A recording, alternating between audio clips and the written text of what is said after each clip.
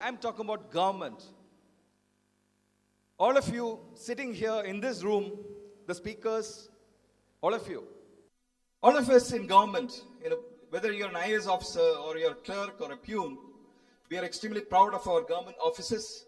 But you know how it looks like. Some of our government offices look like this. Do you think it's a beautiful office? Do you think it's a beautiful office? I think it's the most beautiful place you can be in, which is government. And we all deal with it. Some of you go for a community certificate. Some of you go for a ration card. All of you have dealt with government in some way or the other.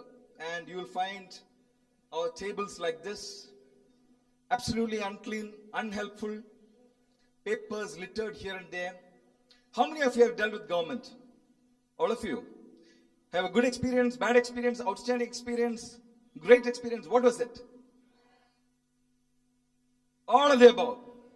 Absolutely. That gives me happiness. I'm very, very good at putting off things. ஐயா ரொம்ப பிஸியா இருக்கேன் நாளைக்கு வாங்கன்னு சொல்லுவாங்க இல்லையா? நாளைக்கு போய் ரொம்ப ரொம்ப பிஸியா இருக்கேன் மீட்டிங்ல இருக்கேன்னு சொல்லுவாங்க. இன்னொரு மீட்டிங்ல இருக்கேன்னு சொல்லுவாங்க. Finally, you don't get what you want. And we don't get people like you who are extremely smart, of the 21st century. In fact, all of you are the baby boomers. 70% of the population of India is people like you who are below the age of 30. We don't get the best, but I still feel they can be made world class. And we have huge number of meetings. Every time I'm in a meeting. And I'm always in a telephone call. And of course, you all know this. What you have is a frustrated employee, and what you finally have is an unhappy citizen.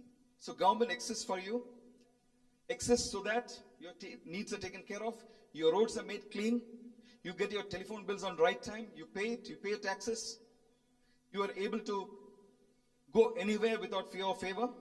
That's the idea of government. Now I'm very happy when the going is smooth. I look like this. Angry sometimes with the system. Sometimes clueless. Sometimes frustrated. But most of the time we look like this. And so we have people like Anna Hazare and others coming up and saying that you buggers, you sit up, you take notice.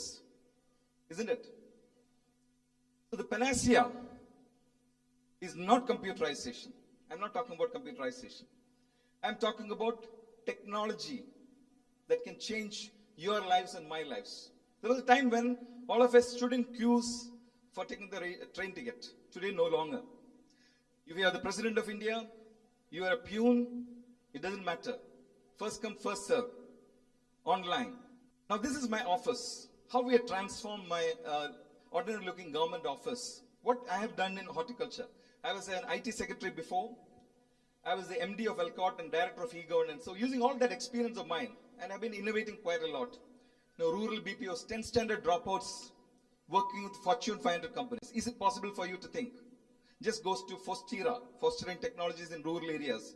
10 standard dropouts, David and Sam would know. 10 standard dropouts worked with US Allstate Insurance. We had 5 BPOs. That started the rural BPO movement in the country. It is possible to transform. That's what I feel. The whole country is modernizing. You look at the private sector, it's gone world class. Where is government? We're still in the 1950s. We have these periodicals. We are supposed to send reports to government. So in one of the reports, maybe in some other state, they were sending nil, nil, nil. You know what?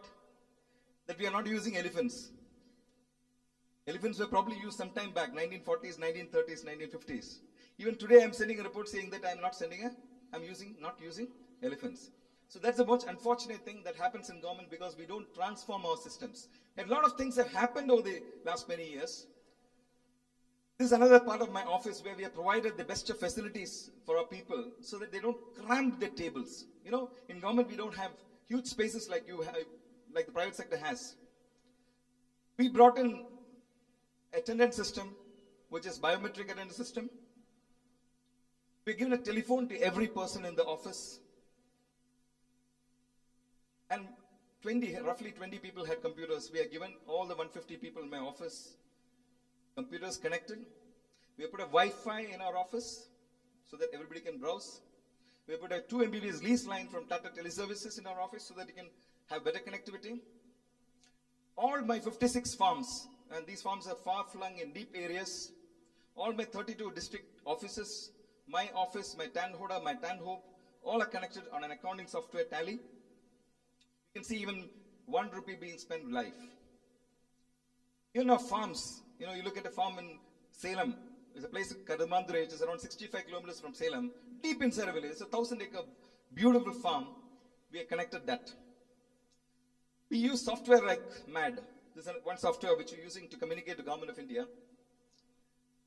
And if you can go to ootyflowershow.in, you'll find a very exquisite looking website. The fleet of cars that we have, very interesting. I was wondering, we get around 150 liters of petrol. 150 liters of petrol per vehicle.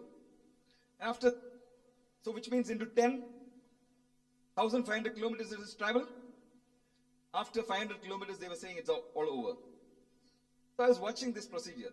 Then I really realized that all these 6 to 10 vehicles go to T Nagar station, fills up. So out of 150, 30 liters goes off in no time. And then they sign an MOU with the guy who is pouring the petrol. They share a little here and there. So that's time we use a concept called Petro Card. I'm saving around 15 to 20,000 a month using this debit card, which absolutely allows you total control of what your drivers are doing, getting an SMS the moment petrol is filled from any Bharat Petroleum bunk. This is ERP. I can clear files standing on this table. My assistant can clear files standing anywhere in the world.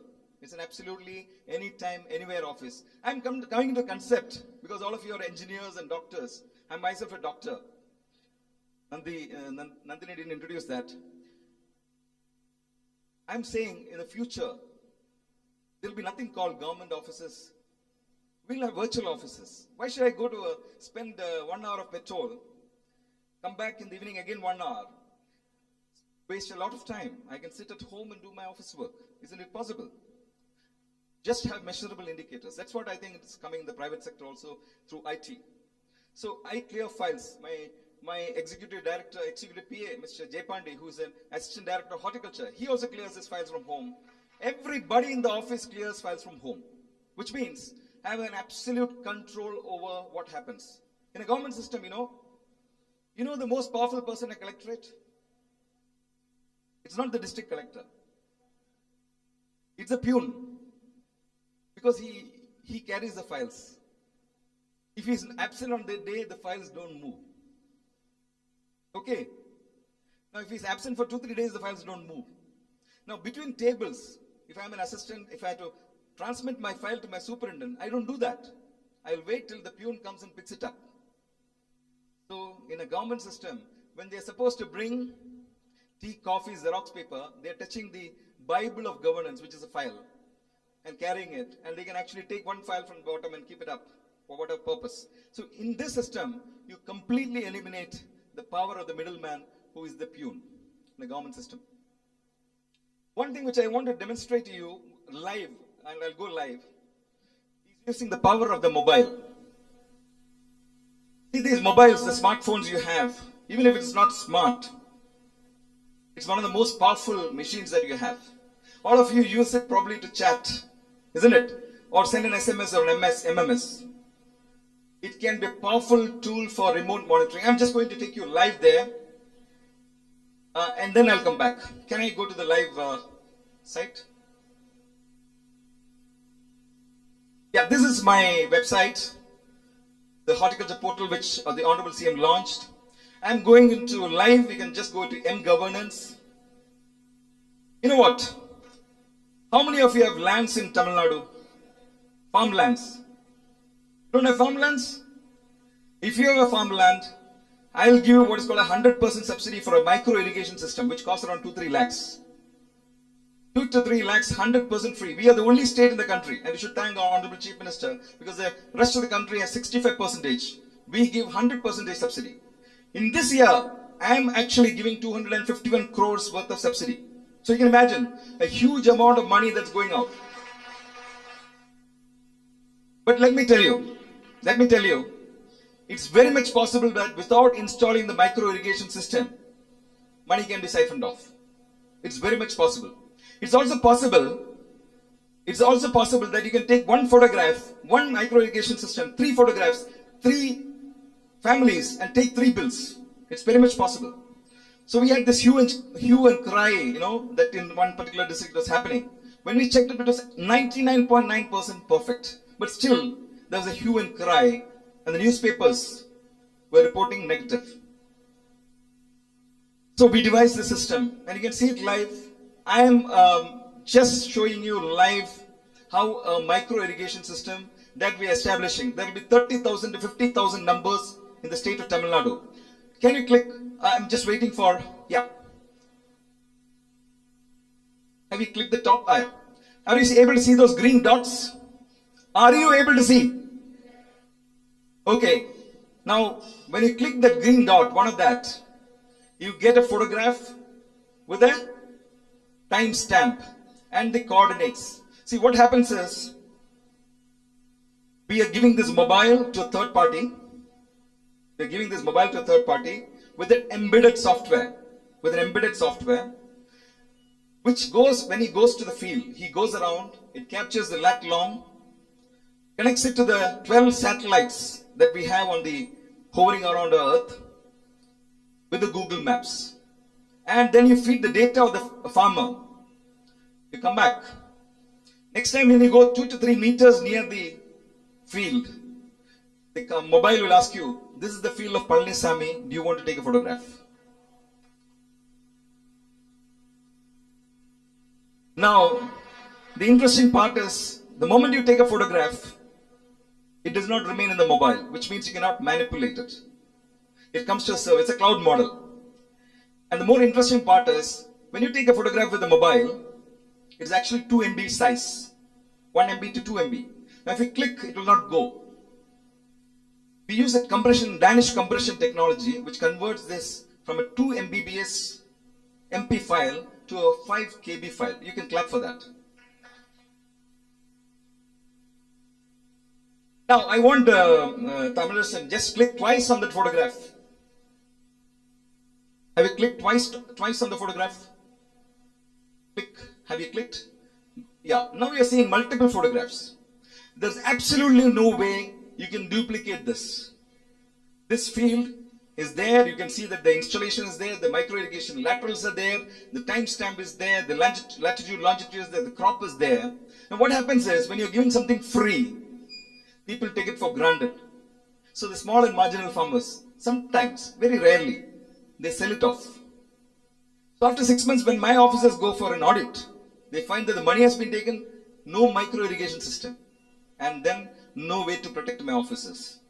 So this is one thing which will stand in good stead and say that this has been done, the farmer is there, my officers are there.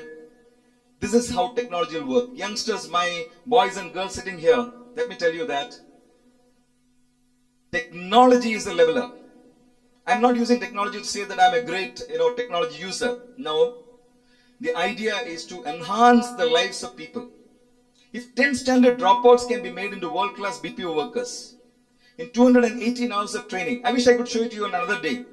The rural BPO is as best as BPO in Bangalore. The other thing which you did with technology was to track every out-of-school child online. You can go to backtoschool.in. You can't track it because there's a huge amount of data. So what I was trying to communicate through this 10 minutes of what I've said is that governance is going to change. All of you are going to be impacted by technology. This is something which I did as a collector in Krishnagiri. This is a community certificate. Have you got a community certificate like this? Don't. None of you carry a community certificate. But all of you carry a ration card. You carry a ration card. You carry a passport. You carry your 10th standard mark list. You carry your 12th standard mark list. You are carrying your degree certificate? No, because you not got your degree yet. When you get a degree, or when you get 99, let's say you get 99 marks, out of 100. And you come to me as a gazetted officer and say that, sir, kindly attest this. Even my own relative, when they come to me, I'm not sure whether this 99 is really 99 or is 90 and forged. How do I make sure that this certificate is genuine? You know what happens? I'll take one more minute of your time. Imagine a poor soldier standing at guard at Jammu and Kashmir. He's an SC or a BC or a tribal. What happens is that after his selection, his community certificate comes to us for verification. You know what happens? From the border post, it goes to Jammu, Jammu to Delhi, Delhi to Chennai, Chennai to the district collector to the Tahsildar, Tahsildar to the revenue inspector to the VAO, village administrative officer. And the reverse process happens, and 1 year, your certificate is either genuine or not. 1 year. I'm going to show you a technology where in 5 seconds, you can check whether this is genuine or not. Now, this is what I was attending when I was IT secretary. That is, any certificate that comes out of government, you can put a 2D barcode. You can put a 2D barcode so that you scan this and you can see the original certificate live from the server.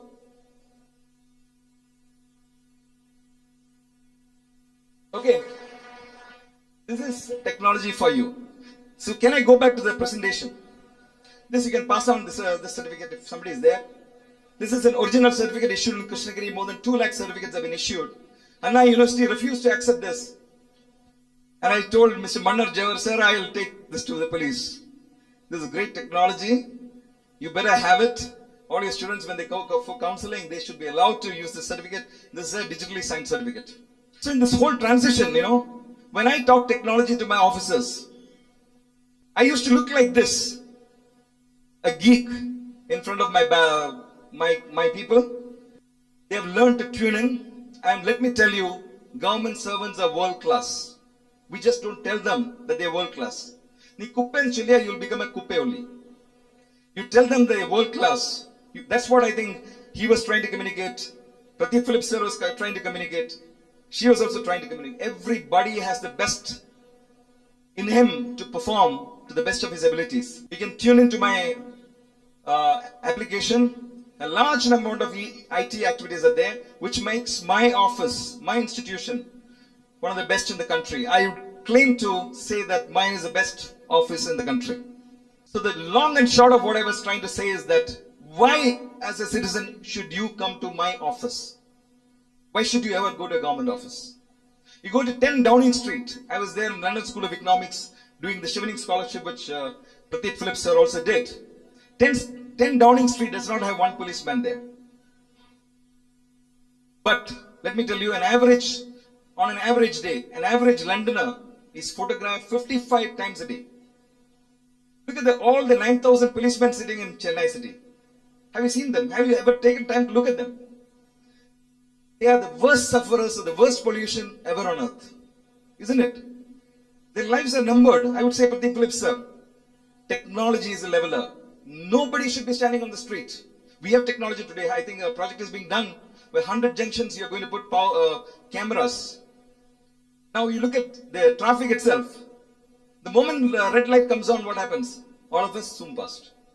Right? You look at the aircraft. The moment the aircraft stops, what does everybody do? Even the most educated. They stand up to rush out. Why? We are all supposed to go in the same vehicle to the departure. But everybody is in a hurry to get up and do it. This absolute madness we should stop. As youngsters, I think it's your ability. If you're transforming yourself into a person of integrity, what we're saying, then all this amounts to the performance on the street.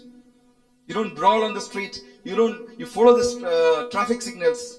You follow the rules. My thing with Pradeep Phillips sir, what he was talking about is that you should not come to a government office. The only interface should be the internet. You apply from your home, take a printout at home. If you don't want to take a printout at home, show your iPad. So this was all launched by the Honorable CM for us. All the 15 initiatives. I'm sure these e-governance initiatives will change your lives and my lives. But let me remind you, all of you sitting in this room, Imagine this room. This would have been built by somebody like him, right? Right? Right? Yes, this would have been built by somebody like him, but after it's built, he has no access to it. Correct? He cannot enter this.